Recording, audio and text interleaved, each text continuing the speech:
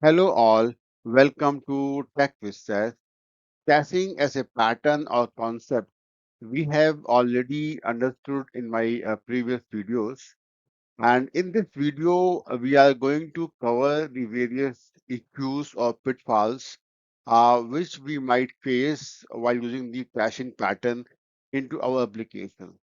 Caching is a very important and also a popular pattern which is normally utilized whenever we want to access data quickly, right? Because all the operations like read or write to database might be a bit slow because they're like IO operations.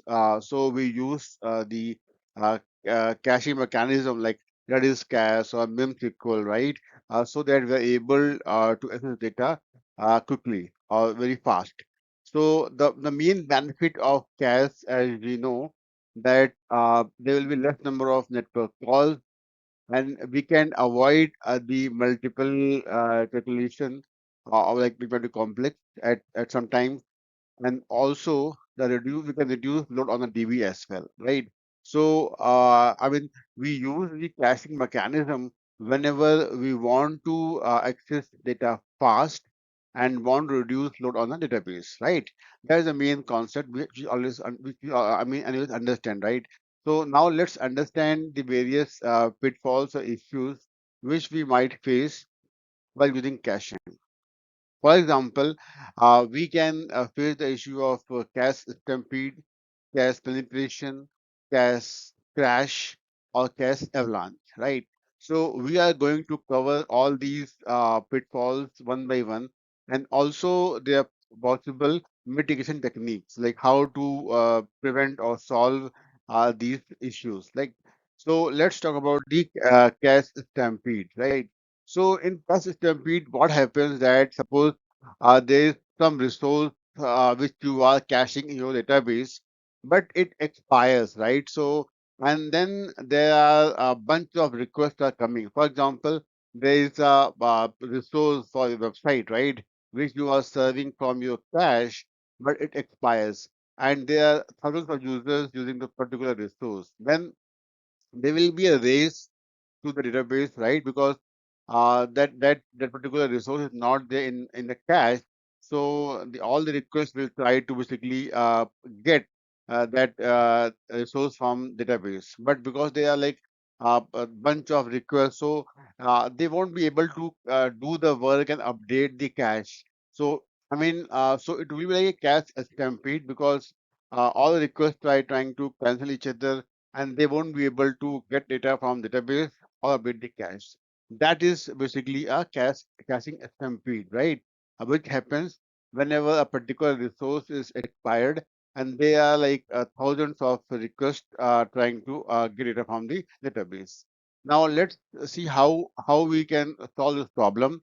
So how we can mitigate this problem, that we can use the locking mechanism, or we can use the external computation, or internal computation using probabilistic early expiration. So there are three techniques for that. For example, let's start with the locking. So in locking, what happens that whenever the cache expires and bunch of requests are trying to update or get data from database, right? So what we do, we log the particular I mean request, right? And so that what happens that even if they are like more requests are coming to for same data or same resource, it won't be able to get lock, right, of that particular resource or data in the database.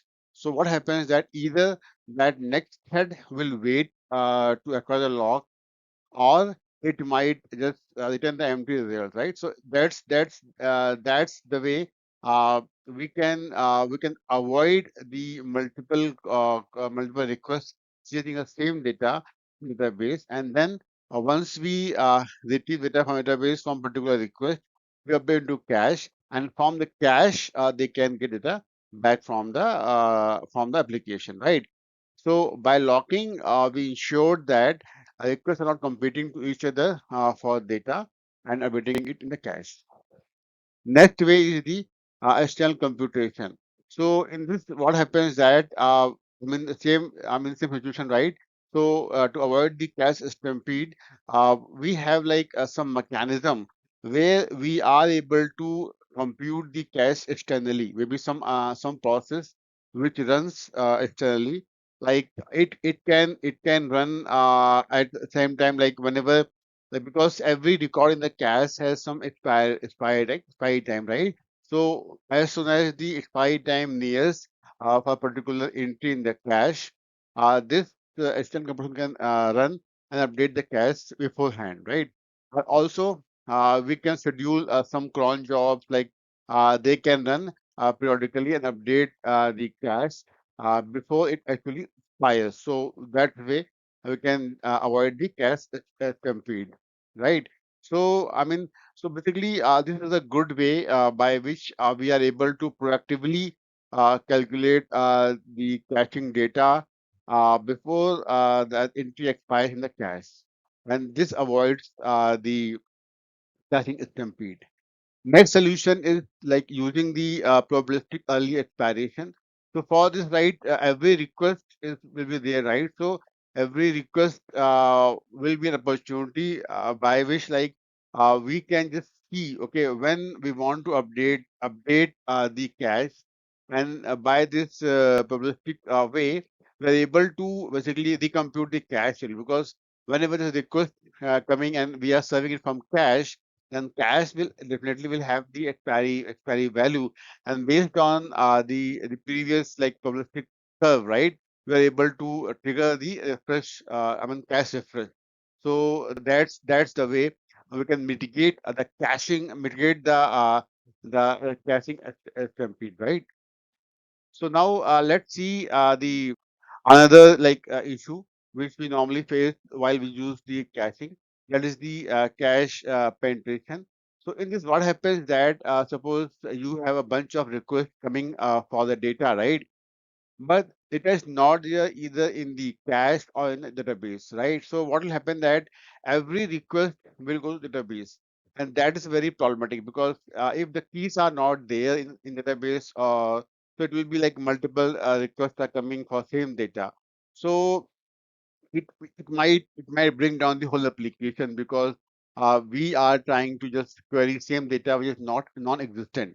So to basically mitigate this issue, what we can do that either we can send some empty result that can be saved into the cache, or maybe we can use the Bloom filters. So Bloom filter is a concept that whenever we want to update like some cache, so it will have just the caching keys, right? So there we can also configure the caching keys, they're not existent. So for that, like if there is a request for that data which is not available in database, we are able to just send the empty results back. So that will avoid the cache penetration, right? So that's how we can avoid this issue. Next is the cache crash. So what happens that, for example, you have a cache, you are serving the customers happily, but suddenly it goes down, and then what happens that uh, you have like all the requests which were supposed to be served from the cache, they are being served from the database. So that can overwhelm the database, and it can go down, or it can bring the whole application down, right? So cache crash is definitely we need to avoid it at any cost. So it will bring, I mean, if cache is not available, all the requests are going to the database by default, and that can bring down the whole application altogether, right? And also we can have the cache avalanche, right? So similarly, what happens that suppose your cache is either down or not available, and at the same time maybe there's another issue. In that case, like whatever, I mean, a lot of the cache data you have in your cache, right, it might expire at same time. So now the bunch of requests which are coming to the cache, maybe cache is not available or data is not available because of the same expiry of the caching data, that will be going to the database. So this also overwhelms the our database, and it may bring the whole application down, right? So I mean, for these two, like cache crash or cache avalanche, we have like a few mechanism like circuit breaker pattern.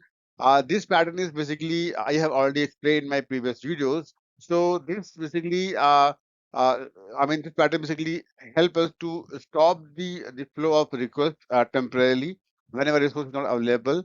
But if you want like more understanding of this pattern, you can refer my this video. And second is cache cluster, right? So, I mean, if you have just one instance of cache, so and it goes down, then you are in problem, right? So it's better like you use the cluster environment where you can have some replicas of the cache, and even if like one replica has gone down, you are able to serve it from another replica in the caching, right? And now the last one is caching pre-warning. So I mean, because like whenever application start, right, so cache might be empty. So at that time, the request will go to the database directly, right? So to avoid that, what we can do, we can load the cache as we do the cold start of the application. So whenever we are starting the application, we can proactively we can load the cache so that at least initial requests which are coming to the application can be served from the cache itself, right?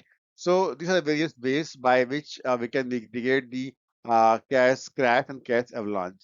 So in this video, we have tried to understand the various issues which we might face while using the caching pattern into our applications like caching stampede, and cache crash, cache avalanche, and caching penetration. So I hope it will be very beneficial to you for your knowledge, and also while you are like developing or running application, you can utilize all these concepts. So yeah, thank you very much for watching. See you next time. Please leave comments or questions. Please subscribe. Thank you.